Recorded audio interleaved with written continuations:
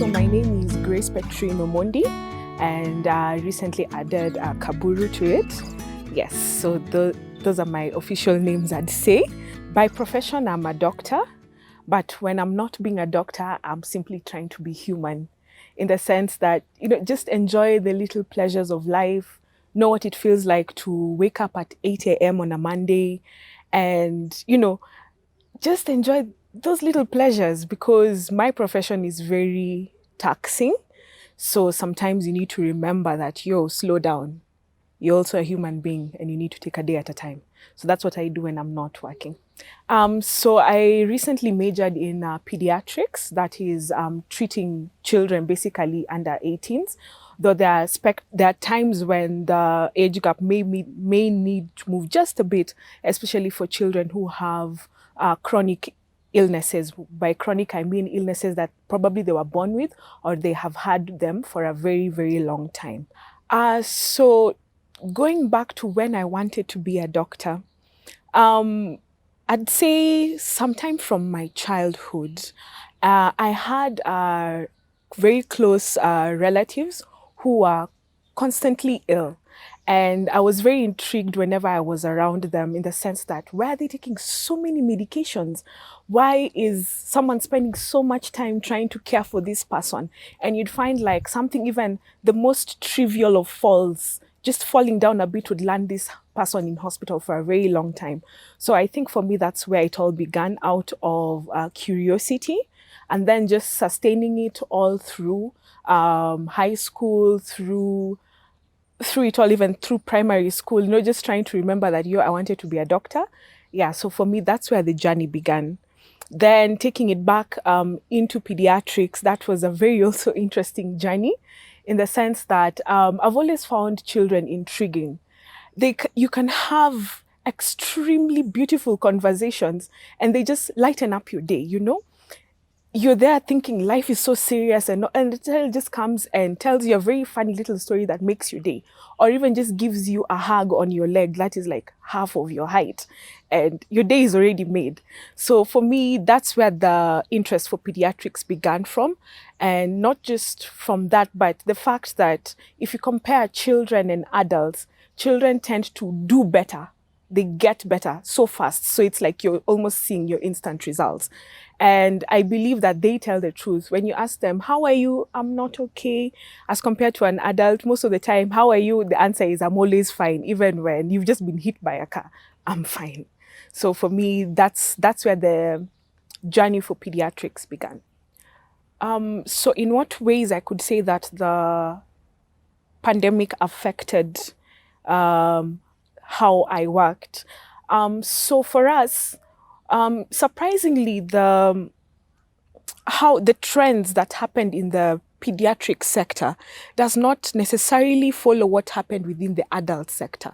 Because while the adult cases were skyrocketing, going off the roof, for the children's sector now is when we were having less children coming to hospital.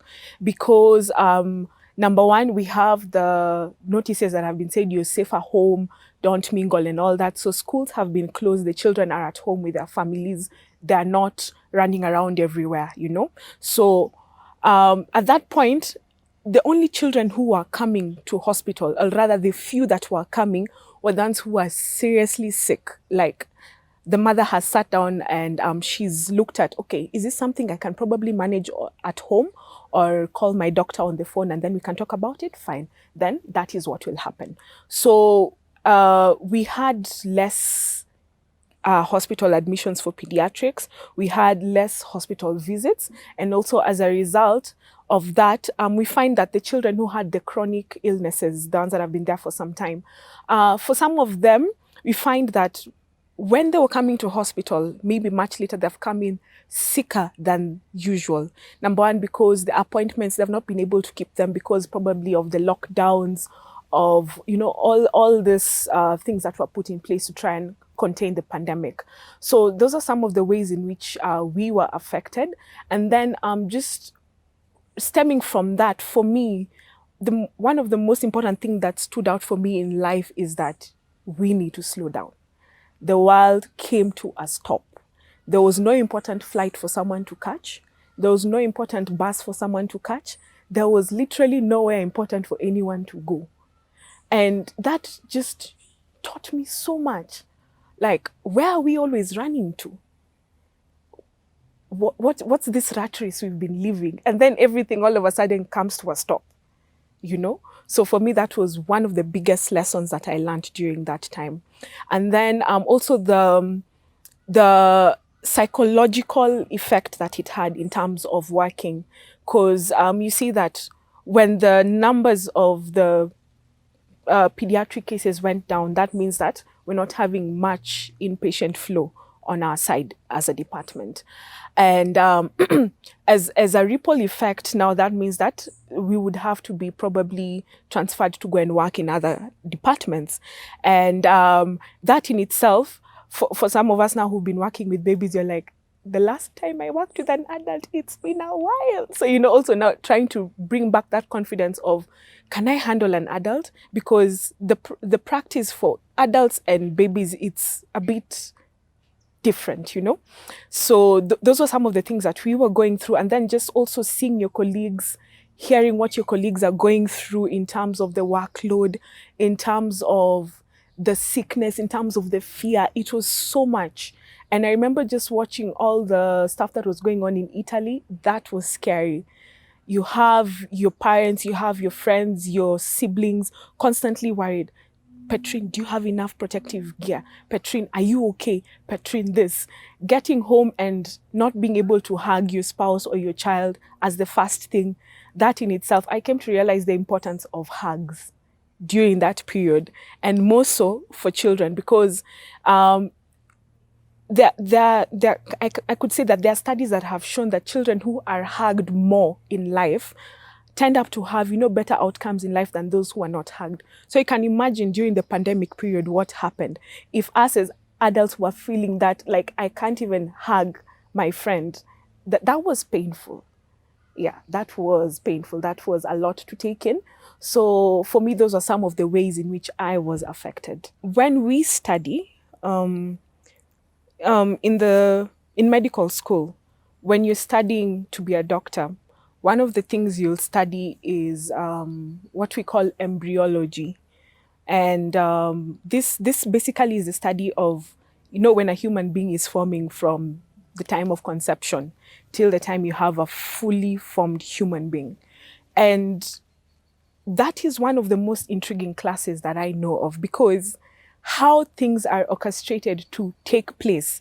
If something small goes wrong, then the whole process just takes a whole different dimension. And now you have a human being who has been chosen to be the vessel of this process. For me, that is a miracle on itself, for sure. Then I came to understand mothers more, because like every time they bring their children to hospital, they're coming there to speak on behalf of the child. They have brought the concerns of the child, you know, and many people say children don't know how to express themselves. To some point, that is true. And that's where now in our training, you're taught what various signs and symptoms would mean to help you try and treat this child. So being a mother and the stories that I have had, the stories of sacrifices, the stories of, you know, just what women have had to do is something I have come to appreciate. And also during the pandemic, what women went through, just to be able to take care of the families, just to be able to ensure that children are well. At the same time, if you had a job, you're probably working from home. If you've lost it, you're still trying to sustain your home, still trying to sustain a marriage at the same time, and still trying to be you without losing your head. I've come to respect mothers and women at a different level just from that. Yes. So for me, definitely it has impacted. It has impacted. And also in terms of how children are viewed in the society. During the pandemic, I would randomly ask children, how has the pandemic been for you? And I got various responses that were very, very interesting. There are those who are like, yeah, I'm happy because I don't have to go to school or I don't have to do homework. Then there are those who are legit sad. Like, I can't see my friends. At home, we're being woken up to do all the house chores, you know? So for them, it was such a shift. Then now the unrest, especially for the guys who are going to do class 8 and form 4. And for me, I remember thinking when I was in class 8 or form 4, you know, you're at the end of one phase and you're just thinking, I can't wait to be done so I can go to the next level. And you've put in all your efforts on that year, only for you to be told you're going to do it twice because of circumstances that are out of your control. I could only imagine what some of these children are going through, the unrest. You're wondering now, when am I going to go to college? I'm going to go to college when I'm, you know, older. What am I missing out on? You know, that was a lot for them to take in. So even as a result, in terms of that, the space of mental health seemed to take pretty serious center stage during the pandemic period, not just for health workers, not just for adults, but even for children, because it was very important. Some of these children were now put in spaces whereby the schools have closed. Home has probably been problematic, maybe because of abuse, lack of money, and now the pandemic has happened and the already lack of money has gone to, you know, to the bottom. So that became even more painful for these children to endure. Yes. So those are some of the things that I've come across. So some of the concerns that mothers have reached out to me during the pandemic vis-a-vis what used to happen before. So currently, some of the concerns, we had mothers who were very concerned about, maybe I could start from the point when they're pregnant, you know, the whole story about the vaccines, the COVID vaccines. Like, is this vaccine safe for me? Is it safe for my baby? What outcomes will it have on my baby? Those have been concerns, especially now, like for the mothers who are pregnant. Then we have the mothers who have given birth, and probably around the time they were giving birth, they got COVID. And so at that point, the concerns were, will my baby be okay? You know, will I be okay? Then the baby is born, comes out probably okay, and the mother has ended up probably even worse. And now you're getting questions on behalf of the mother from the family. And sometimes some of these questions are difficult. And maybe a newborn baby has contracted COVID and the mother had COVID. And now, because sometimes it becomes difficult to separate the two, especially because this is a breastfeeding baby. They breastfeed like every other time. So when you say we're going to separate the baby, we're going to separate the mother from the baby, also psychologically it also takes a toll on the mother. And now as a result, you can find that the milk supply is going down and she starts asking, will my baby be affected by this? My milk supply is going down. What will be the effect on the child on this? Then probably for the older children, you find that a parent contracted COVID and now they're very worried about passing it to their child. So the question becomes, how do I protect myself from the child? How do I tell my child not to come around me and make them not feel bad? Those are for me, those are sad questions because I'm just like, I can feel what they're going through, you know. For the older children, you find that now I have COVID, I can't play with my sister. And now the parents also ask, like, how do I protect the other kids from getting COVID? How can I trace who my child got this COVID from? Because initially there was so much stigma that was surrounding COVID. Like, if you have COVID, it's like, yo, what were you doing? But now it's become, with time, people came to learn to be more empathetic about it. And right now, the perceptions are almost like, it's almost like a common cold right now from the people's perception. But still, we still have to take the measures that have been put in place to be able to protect us because we still have the vulnerable population amongst us. So that's something that we have to be very careful about. So those are some of the concerns that I've gotten from mothers beforehand concerning this pandemic period. And it's now the difference from pre-pandemic. I mean, So in terms of, worrying about this one disease that if someone got, I could potentially die, in the sense that the spectrum of questions have shifted towards more COVID, towards more how do I deal with the unrest that my child is having from not going to school. Previously, it was more like, other illnesses that had not taken center stage as much as COVID had taken beforehand. So those are some of the differences that I came to find. Yeah, and also, the questions about vaccines. Yeah, those ones took a center stage now as compared to before. So the pediatric support that mothers could be accorded by the community, number one is, right now we're living in a time and period whereby it is more about me, myself, and I than the person around me. Because we're an African society. If you see how the cultural African society was like, that child was being raised by almost everyone. Literally, like if a child was found misbehaving, almost everyone has an input. But right now, can we all say that we know our neighbors by name?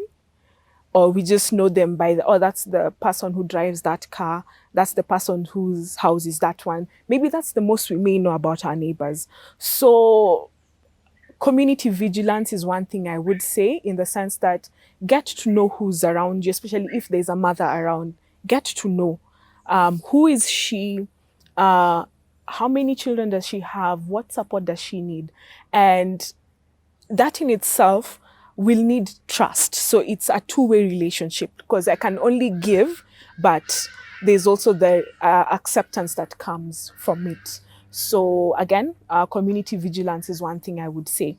The other thing I would say that the pediatric support can be offered. There is food, there is financial, in all various aspects, because it trickles down to this whole I don't know if there's something called the Sustainable Development Goals. These are basically global goals that have been put in place to try and, eradicate poverty, make sure that health is accessible to everyone, people are getting proper food security, enough water, all those things. So other pediatric support that can be offered, number one, apart from the community vigilance, there is also the part whereby as a country, as the government that we have, there's the mandate to protect children, not only from, predators and all that. There's the whole thing about child abuse. And we see during the pandemic, this skyrocketed. There was the early child marriages that took place.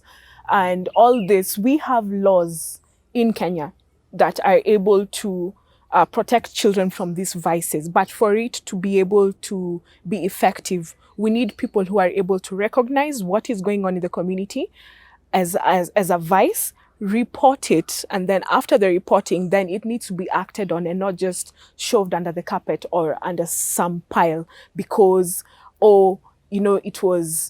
it was my relative who did this. We don't want to spoil the name of the family. No, we have a child whose rights have been violated. So that is the person that we should be able to take care of. And we talk a lot about in the best interest of that child, because this child is going to grow up to be a holder of the nation's principles at some point. In like 20, 30 years, that will be a leader or someone in this generation that you're raising. So if you're not able to protect them now, then what are we leaving the country to be 20, 30 years from now? And all those, even making sure that they are eating healthy, Again, during the pandemic era,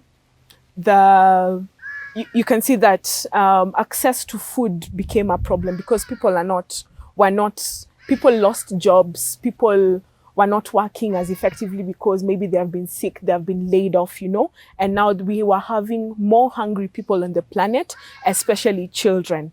Because if you look at the UNICEF data, it's all very interesting. So those are some of the things that the children need, just the basic supports, the food, the shelter, the protection, to be able to help them grow into a healthy cohort of people that will be able to run this country in a few years' time.